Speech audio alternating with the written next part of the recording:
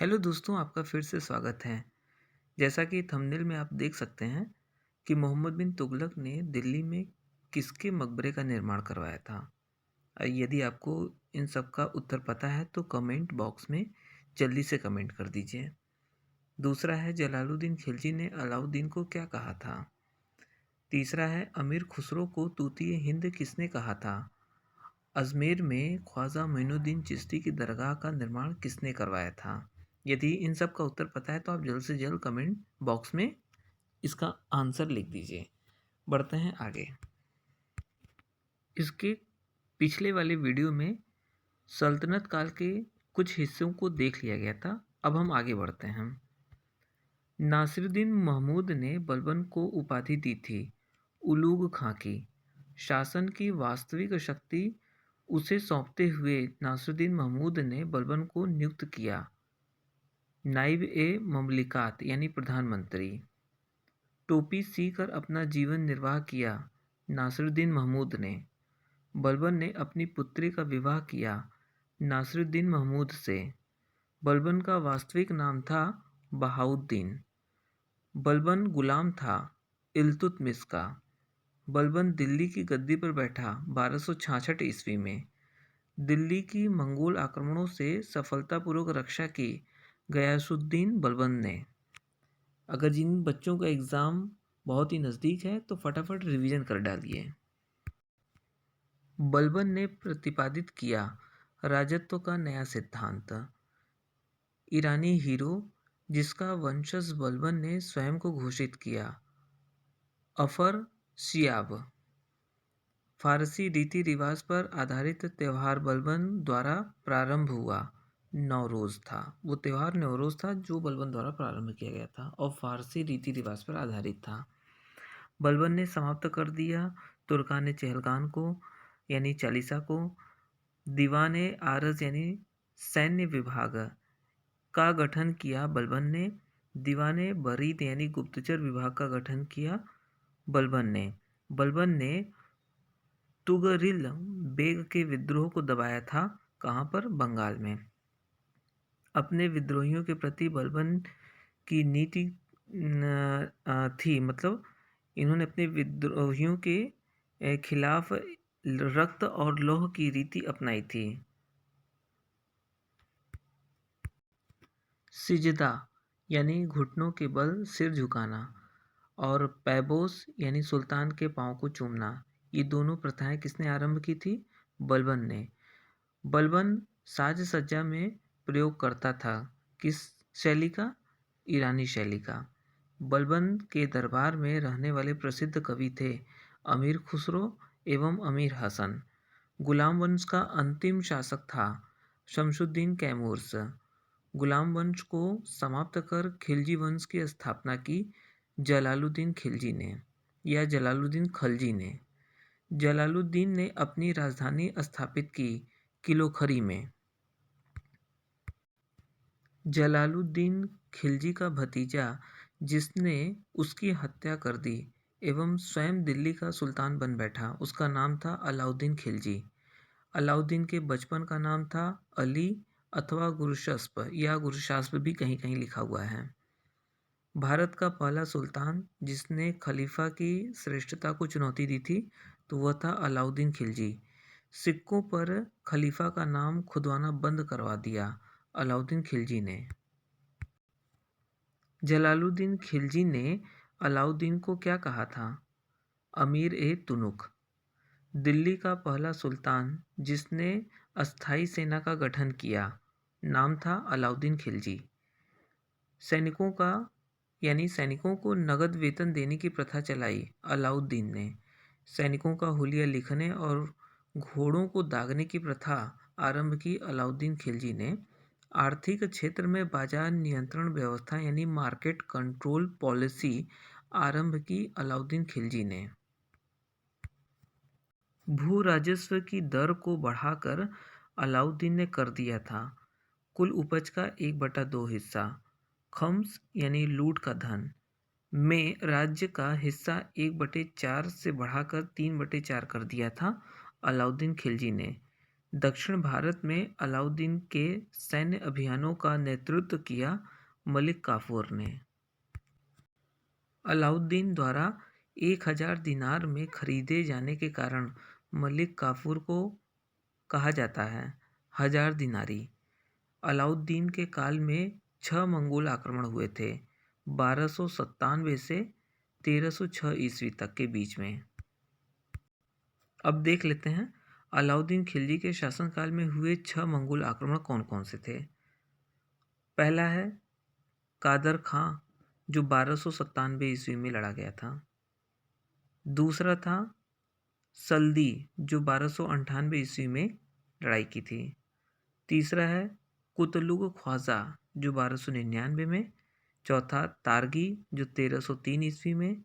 पांचवा अलीबेग एवं तारताक 1305 ईस्वी में। और छठा था कबक एवं इकबाल मंद जो 1306 ईस्वी में लड़ा था युद्ध। राजत्व का दैवी सिद्धांत प्रतिपादित करने वाला शासक था अलाउद्दीन खिलजी। अलाउद्दीन ने उपाधि धारण की सिकंदर सानी की। अलाउद्दीन के दरबारी कवि थे अमीर खुसरो। अलाउद्दीन ने अमीर खुसरो को कहा तूतिए हिंद। मिल्क इनाम एवं वक्फ भूमियों को अलाउद्दीन ने तब्दील कर दिया खालसा भूमि में यानी राजकीय भूमि में। चराई यानी दुधारू पशुओं पर और गढ़ी यानी घरों एवं झोपड़ी पर 2 नवीन कर किसने लगाया था तो नाम है अलाउद्दीन ने। अलाउद्दीन की मृत्यु के पश्चात गद्दी पर बैठा कुतुबुद्दीन मुबारक शाह खिलजी। कुतुबुद्दीन मुबारक शाह खिलजी ने स्वयं को घोषित कर दिया खलीफा अपने को। नग्न महिला एवं पुरुषों का साथ पसंद था मुबारक खिलजी को। कभी कभी दरबार में महिलाओं के कपड़े पहनकर आ जाता था। कौन? मुबारक खिलजी यानी मुबारक शाह खिलजी। बरनी के अनुसार कभी कभी नग्न होकर दरबारियों के बीच दौड़ता था मुबारक खिलजी। मुबारक खिलजी की हत्या कर दी खुसरो खां जो उसका वजीर था। खुसरो खां को पराजित कर दिया गयासुद्दीन तुगलक ने। गयासुद्दीन तुगलक ने स्थापना की तुगलक वंश की। गयासुद्दीन तुगलक भी कहलाता था, क्या कहलाता था? गाजी मलिक यानी गाजी मलिक गयासुद्दीन तुगलक को कहा जाता था। गयासुद्दीन तुगलक ने मंगोल आक्रमण विफल किए थे। कितनी बार? 29 बार। सिंचाई की व्यवस्था तथा नहरों का निर्माण करने वाला संभवतः प्रथम सल्तनत शासक था गयासुद्दीन तुगलक। गयासुद्दीन ने रोमन शैली में एक नवीन नगर बसाया जिसका नाम था तुगलकाबाद। तुगलकाबाद का दुर्ग कहलाया 56 कोट। ख्वाजा मोइनुद्दीन चिश्ती की दरगाह जो अजमेर में स्थित है का निर्माण किसने कराया था तो उसका निर्माण कराया था गयासुद्दीन तुगलक ने। बिहार के मैथिली कवि जिनकी रचनाओं में गयासुद्दीन तुगलक का महत्वपूर्ण वर्णन है वो कौन थे? विद्यापति। गयासुद्दीन तुगलक की मृत्यु के बाद दिल्ली के सिंहासन पर बैठा एवं मोहम्मद बिन तुगलक के नाम से प्रसिद्ध हुआ वह था जौना खां। दीवान ए अमीर कोही यानी कृषि विभाग का संस्थापक था मोहम्मद बिन तुगलक। मोरक्को का यात्री जो मोहम्मद बिन तुगलक के काल में भारत आया इब्न बतूता। 1333 ईस्वी में मोहम्मद बिन तुगलक ने दिल्ली का काजी नियुक्त किया इब्न बतूता को। अब बात कर लेते हैं किताब उल रहला के बारे में। किताब उल रहला का लेखक इब्न बतूता था। किताब उल रहला मोहम्मद बिन तुगलक कालीन इतिहास की जानकारी का अत्यंत महत्वपूर्ण स्रोत है, यानी इससे मोहम्मद बिन तुगलक के इतिहास की काफ़ी ज़्यादा जानकारी मिलती है। किताब उल रहला में इब्न बतूता ने मोहम्मद बिन तुगलक के काल के निम्न महत्वपूर्ण विवरण दिए हैं। कौन कौन से? पहला है विदेशी व्यापारियों का आवागमन, दूसरा है डाक चौकियों की स्थापना और तीसरा है गुप्तचर व्यवस्था की कार्यप्रणाली। इन तीनों के बारे में इस किताब में काफ़ी जिक्र हुआ है। भारतीय इतिहास में पागल, सनकी तथा रक्त पिपासु कहलाता है मोहम्मद बिन तुगलक, शासक जिसके काल में दिल्ली सल्तनत सर्वाधिक विस्तृत था, तो वह था मोहम्मद बिन तुगलक। मोहम्मद बिन तुगलक की 4 विफल योजनाओं, इनको जान लेते हैं। पहला था राजधानी का दौलताबाद, जो देवगिरी के नाम से फेमस था, उसका स्थानांतरण 1326 से 27 ईस्वी के बीच में की गई थी। ये पहला विफल योजना था इनका। दूसरा, सोना चांदी के स्थान पर तांबे एवं पीतल के सांकेतिक मुद्रा का प्रचलन इन्होंने किया था 1329 से 30 के बीच में। तीसरा विफल योजना था दोआब क्षेत्र में भू राजस्व की दर कुल उपज की 1/2 कर दी थी, और वो सन था 1326 से 27 की ईस्वी के बीच में।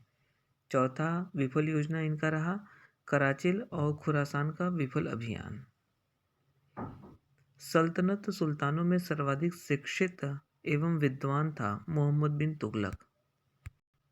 मोहम्मद बिन तुगलक शिष्य था शेख अलाउद्दीन, यानी सूफी संत थे ये, उनका शिष्य थे। मोहम्मद बिन तुगलक ने उपाधि धारण की अल सुल्तान जिल्ली अल्लाह की। सल्तनत का पहला सुल्तान जो सूफी संत सलार मसूद गाजी के बहराइच स्थित मकबरे पर गया था, उनका नाम था मोहम्मद बिन तुगलक। दिल्ली सल्तनत का पहला ऐसा सुल्तान जो अजमेर में मोइनुद्दीन चिश्ती की दरगाह पर गया, नाम है मोहम्मद बिन तुगलक। मोहम्मद बिन तुगलक ने दिल्ली में मकबरे का निर्माण कराया निज़ामुद्दीन औलिया के। मीरन मुल्हिम तथा शेख रुकनुद्दीन के मकबरों का निर्माण क्रमशः बदायूं एवं मुल्तान में कराया था मोहम्मद बिन तुगलक ने, यानी बदायूं में मीरन मुल्हिम का और मुल्तान में शेख रुकनुद्दीन का। चीनी सम्राट जिसने 1341 ईस्वी में मोहम्मद बिन तुगलक से हिमाचल प्रदेश के बौद्ध मंदिरों के जीर्णोद्धार की अनुमति मांगी, उनका नाम था तोगन तिमुख। मोहम्मद बिन तुगलक ने 1342 ईस्वी में राजदूत बनकर चीन भेजा था इब्न बतूता को। मोहम्मद बिन तुगलक ने रचना की इंशा ए महरू की। मोहम्मद बिन तुगलक के शासनकाल में 1336 ईस्वी में स्वतंत्र विजयनगर राज्य की स्थापना की थी हरिहर एवं बुक्का ने। महाराष्ट्र में 1347 ईस्वी में बहमनी साम्राज्य की स्थापना की अलाउद्दीन बहमन शाह ने। मोहम्मद बिन तुगलक के शासनकाल में वारंगल को स्वतंत्र राज्य घोषित कर दिया कान्हा नायक ने। कड़ा निज़ाम का विद्रोह, बिदर साहिब सुल्तान का विद्रोह तथा गुलबर्गा विद्रोह, जहां अली शाह थे, ये विद्रोह हुए थे मोहम्मद बिन तुगलक के कार्यकाल में। मोहम्मद बिन तुगलक की मृत्यु हुई थी 20 मार्च 1351 ईस्वी में, वो भी कहाँ, गोडाल थट्टा में। उनकी मृत्यु पर लिखता है, अंततः जनता को उससे मुक्ति मिली और उसे जनता से। ये बात किसने लिखी थी? जियाउद्दीन बर्नी ने। आदिलाबाद किला एवं जहांपना नगर का निर्माण कराया मोहम्मद बिन तुगलक ने। मोहम्मद बिन तुगलक की मृत्यु के पश्चात थट्टा में 20 मार्च 1351 ईस्वी को राज्याभिषेक हुआ फिरोज शाह तुगलक का। मोहम्मद बिन तुगलक का चचेरा भाई था फिरोज शाह तुगलक। फिरोज शाह तुगलक का राज्याभिषेक एक बार फिर से हुआ अगस्त 1351 में दिल्ली में। फिरोज शाह तुगलक की माता, जो राजपूत सरदार रणमल की पुत्री थी, उनका नाम था बीबी जौला। खलीफा ने फिरोज को उपाधि दी थी कासिम अमीर उल मोमिनीन की। वह ग्रंथ जिसके अनुसार फिरोज शाह तुगलक ने 24 कष्टकारी करों को यानी टैक्सों को समाप्त कर सिर्फ 4 कर प्रतिपादित किए, वो ग्रंथ था फतूहात ए फिरोजशाही या फुतूहात ए फिरोजशाही। उपर्युक्त 4 कर थे कौन कौन से? जजिया, जकात, खम्स और खराज। कल्याणकारी निरंकुशता पर आधारित प्रशासन था फिरोज शाह तुगलक का। एलिफिंस्टन और हेनरी एलियट ने सल्तनत युग का अकबर कहा फिरोज शाह तुगलक को। ब्राह्मणों पर जजिया कर लगाने वाला पहला मुसलमान शासक था फिरोज शाह तुगलक। कृषि को उन्नत करने हेतु फिरोज शाह तुगलक ने स्थापित किया पृथक सिंचाई मंत्रालय यानी दीवाने शर्ब। सिंचाई भूमि की कुल उपज का भाग जो सिंचाई कर यानी हक ए शर्ब के रूप में फिरोज शाह तुगलक ने वसूले थे वह था 1/10। फिरोज शाह तुगलक ने 5 बड़े नहरों का निर्माण करवाया जिसमें सर्वाधिक महत्वपूर्ण है उलूग खानी नहर। वह नहर जिसके द्वारा यमुना का पानी हिसार तक पहुंचा था वह था उलूग खानी नहर। हिसार, फिरोजाबाद, फतेहाबाद, जौनपुर एवं फिरोजपुर सहित 300 नए नगरों की स्थापना की फिरोज शाह तुगलक ने। फिरोज ने अशोक के स्तंभों को स्थानांतरित कर दिल्ली में स्थापित किया। नाम था टोपरा का खिजराबाद और मेरठ। इन दोनों जगहों से अशोक के स्तंभों को दिल्ली स्थानांतरित कर दिया था फिरोज शाह तुगलक ने। फिरोज शाह तुगलक ने अनाथ मुस्लिम महिलाओं एवं विधवाओं तथा लड़कियों के लिए स्थापित किया था दीवाने खैरात यानी दान विभाग था यह। सल्तनत युग में दासों की संख्या यानी 1.8 लाख सर्वाधिक थी फिरोज शाह तुगलक के काल में।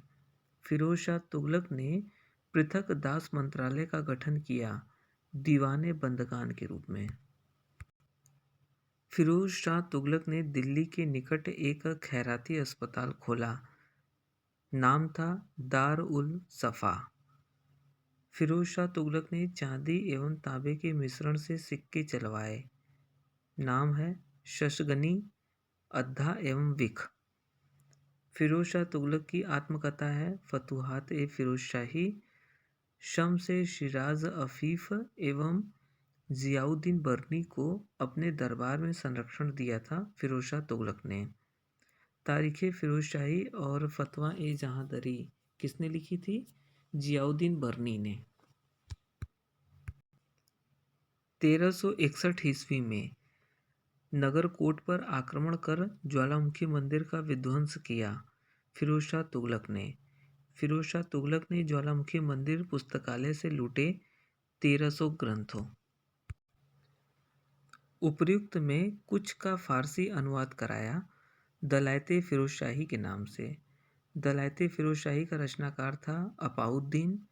1360 ईस्वी में जगन्नाथ मंदिर जो उड़ीसा के पुरी में स्थित है का विध्वंस किया था फिरोज शाह तुगलक ने ही। फिरोज शाह तुगलक कालीन खाने जहां तेलंगानी के मकबरे की तुलना होती है जेरूसलम के उमर मस्जिद से। फिरोज शाह तुगलक ने दिल्ली में निर्मित कराया फिरोज शाह कोटला दुर्ग। तुगलक वंश का अंतिम शासक था नासिरुद्दीन महमूद तुगलक। तैमूर लंग ने भारत पर आक्रमण किया 1398 ईस्वी में। नासिरुद्दीन महमूद के शासनकाल में ही जौनपुर को एक स्वतंत्र राज्य घोषित कर दिया मलिक सशर्क नामक एक हिजड़े ने। खिज्र खां सेनापति था तैमूर लंग का। खिज्र खां ने उपाधि धारण की रैयते आला की। अपने सरदारों को मकसदे आली कहकर पुकारता था खिज्र खां। तारीख़ मुबारक शाही के रचनाकार मुबारक शाह के दरबार में थे याहिया बिन अहमद सरहिंदी। यमुना किनारे मोहम्मद शाह ने स्थापित किया मुबारकाबाद जो कि दिल्ली में स्थित है। सैयद वंश का अंतिम शासक सुल्तान था अलाउद्दीन शाह आलम। दिल्ली पर प्रथम अफगान राज्य स्थापित की बहलोल लोधी ने। बहलोल लोधी संस्थापक था लोधी वंश का। शाह गाजी की उपाधि धारण की तथा बहलोल सिखों का प्रचलन करवाया। किसने? बहलोल लोधी ने। अपने सरदारों को मकसदे अली कहता था बहलोल लोधी। बहलोल लोधी ने प्रचलित कराए बहलोल सिक्के। 17 जुलाई 1489 को गद्दी पर बैठा सिकंदर लोधी 1504 ईस्वी में आगरा शहर का निर्माण कराया तथा यहाँ अपनी राजधानी स्थापित की। सिकंदर लोधी ने सिकंदर लोधी संतान था एक स्वर्णकार हिंदू माता की। 1494 ईस्वी में वाराणसी के निकट हुसैन शाह शर्की को हराया। सिकंदर लोधी ने उपर्युक्त युद्ध के परिणाम स्वरूप बिहार को अपने सल्तनत में मिला लिया। सिकंदर लोधी ने धार्मिक रूप से असहिष्णु था। सिकंदर लोधी ज्वालामुखी मंदिर की मूर्ति के टुकड़े करवा दिए थे। सिकंदर लोधी ने उपर्युक्त टुकड़ों को मांस तौलने के लिए कसाईयों में बंटवा दिया।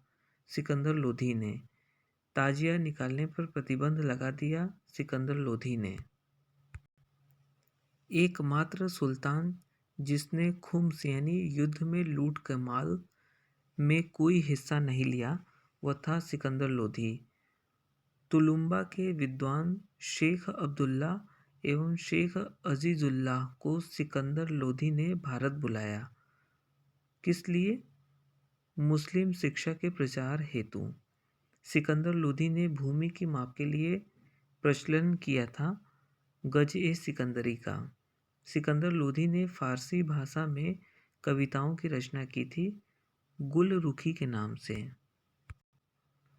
सिकंदर लोधी के आदेश पर आयुर्वेदिक ग्रंथ का फारसी में अनुवाद हुआ फरहंगे सिकंदरी। महिलाओं के पीरों एवं संतों की मजार पर जाने को प्रतिबंधित कर दिया। सिकंदर लोधी ने सिकंदर लोधी के शासनकाल में गान विद्या की प्रसिद्ध ग्रंथ की रचना हुई लज्जत-ए-सिकंदर शाही। सिकंदर लोधी के वजीर ने 1500 ईस्वी में एक मस्जिद का निर्माण कराया था। वह मस्जिद का नाम है मोठ मस्जिद।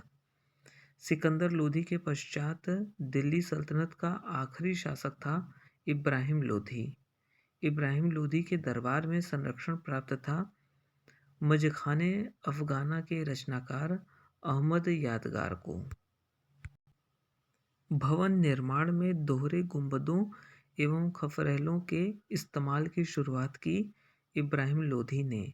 21 अप्रैल 1526 को पानीपत के प्रथम युद्ध में इब्राहिम लोधी को हराकर लोधी वंश का अंत कर दिया जहीरुद्दीन मोहम्मद बाबर ने। इब्राहिम लोधी पर आक्रमण के लिए आलम खां एवं दौलत खां लोधी ने आमंत्रित किया। किसको? बाबर को। इब्राहिम लोधी का चाचा था आलम खां और पंजाब का शासक था दौलत खां लोधी। तो दोस्तों इस वीडियो में इतना ही। इतिहास के और इम्पोर्टेंट और टॉपिक वाइज वीडियो लेके मैं आऊँगा। तब तक के लिए इसको लाइक, सब्सक्राइब और शेयर कर दीजिए। धन्यवाद।